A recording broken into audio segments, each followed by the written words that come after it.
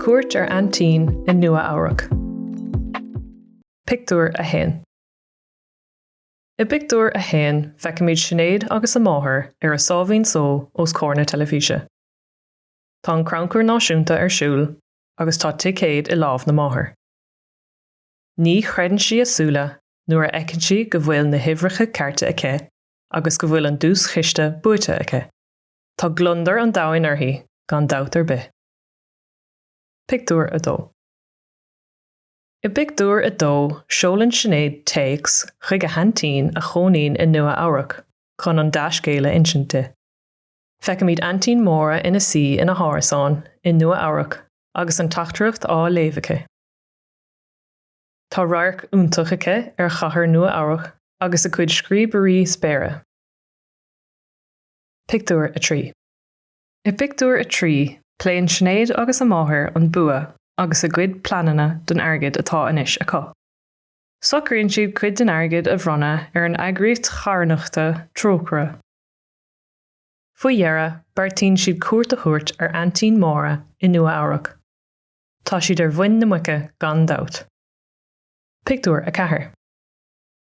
I Pictiúr a ceathair tá Sinead agus a máthair ar a mbealach go Nua-Eabhrac ar eitilt Aer Lingus. Chuir an Aintín móra fáilte chriúil rompa nuair thuirlingíonn siad ag airfort JFK. Tá luachár ar mhóra iad a fháil, ní calla rá. Pictiúr a chuig. I Pictiúr a chuig tá na mná go léir ag buin tainmh as an méile das agus glunne fianna atá olmhathe ag móra. An ládar gcionn téann siad chun an ceoldrama Mamma Mia a fháil ar Broadway. Is áit do chreidte í darla Sinead. Pictiúr a sé. I Pictiúr a sé, feicimid Sinead agus a máthair ar chrossbus timpeall na Cathrach. Tugann siad cuairt ar stochmhallartán Nua-Eabhrac chomh maith le láthair an ionad trádála domhanda. Níos déanaí sa tráthnóna, tá an deis ag na mná píosa siopadóirta a dhéanamh I Macy's agus cuid eile den airgid a chaithimh orthu féin. Ceistena. Cad atá ar siúl ag Sinead agus a máthair I Pictiúr a hain.